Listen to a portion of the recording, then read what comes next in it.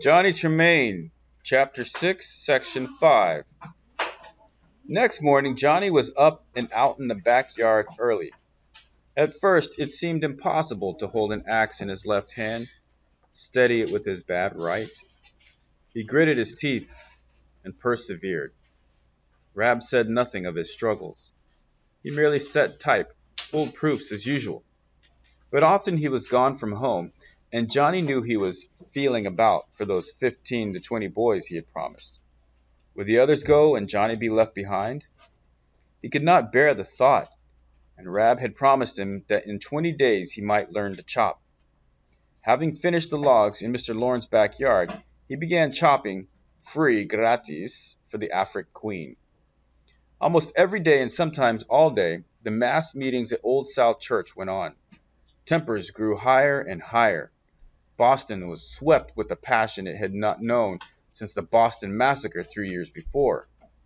Riding this wild storm was Sam Adams and his trusty henchmen, directing it, building up the anger until, although the matter was not publicly mentioned, they would all see the only thing left for them to do was to destroy the tea.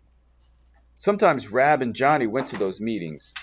It happened they were there when the sheriff arrived and bade the meeting forthwith to disperse.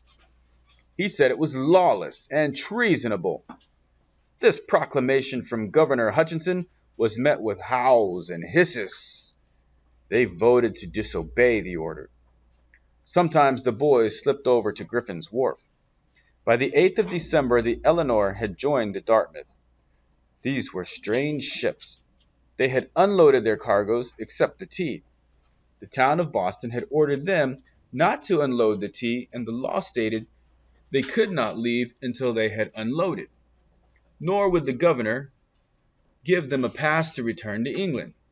At Castle Island, the British Colonel Leslie had orders to fire upon them if they attempted to sneak out of the harbor.